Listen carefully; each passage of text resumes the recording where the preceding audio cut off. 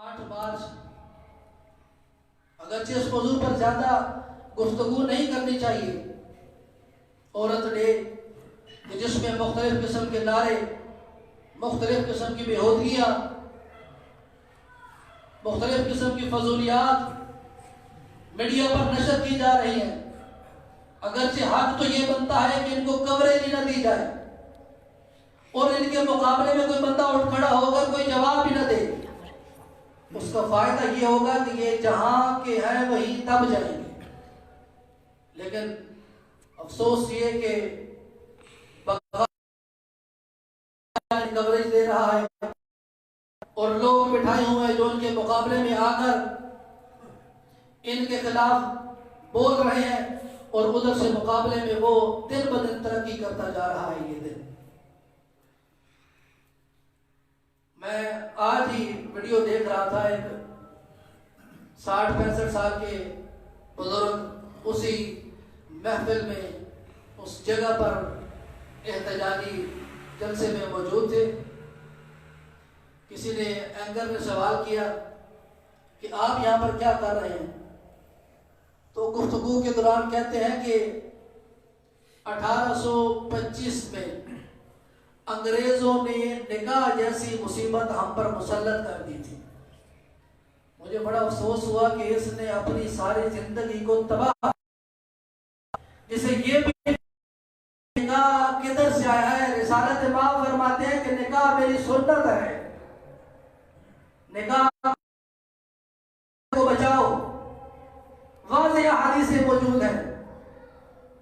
लेकिन वो कह रहा है कि किसी अंग्रेज ने हम पर मुसल्लत किया, यानी जहालत की इंतहा है। फिर ये कहा जाए ये कैद है, हमारे लिए मुसीबत, तो क्या रिसालत इमाम ने जनाब खुदीजतुल कुबरा से नहीं निकाह किया था?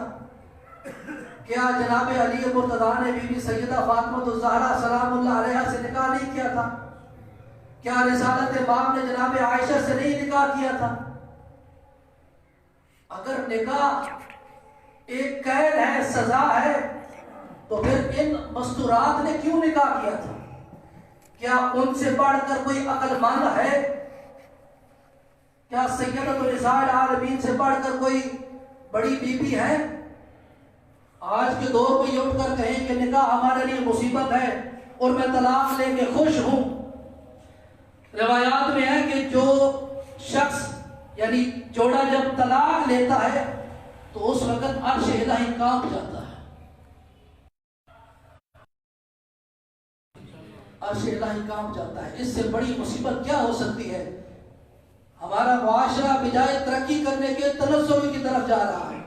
इस्लाम मुकम्मल ज़ाब्ता हयात है, जिसने जब से इस्लाम आया है तब से लेकर क़यामत तक कोई ऐसा मसला, कोई ऐसी मुश्किल नहीं है कि जो इस्लाम ना हल करता हो।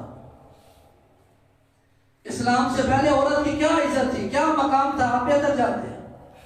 लेकिन इस इस्लाम ने आकर उसे इज्जत दी। हाँ, इसमें कोई शक नहीं कि अगर कोई जुल्म कर रहा हो तो जालिम का साथ देना अक्लमंदी नहीं है।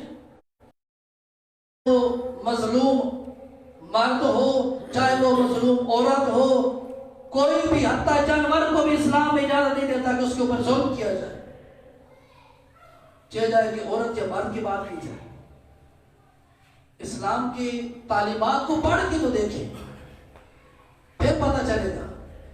सैयदा ज़हरा सलामुल्लाह अलैहा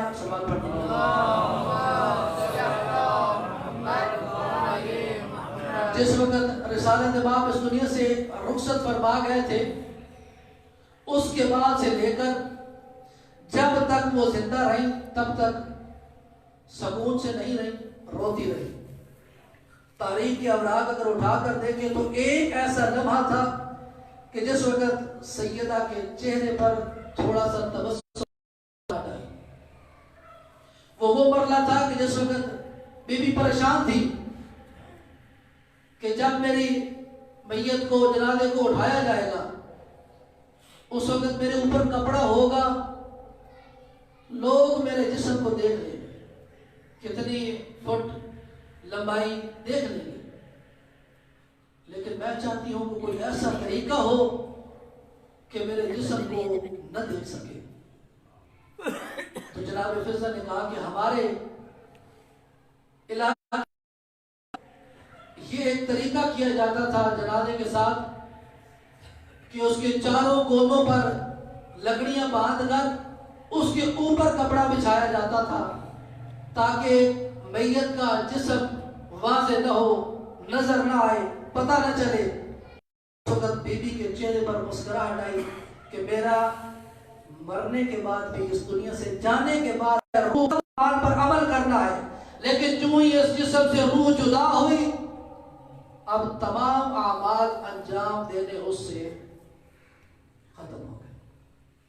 लेकिन उस वक्त भी सैयदा ने कहा कि मैं जब इस दुनिया से रुखसत हो जाऊं, मेरे जिस्म से जब रूह जुदा हो जाए, उस वक्त भी मुझे कोई न देख सके।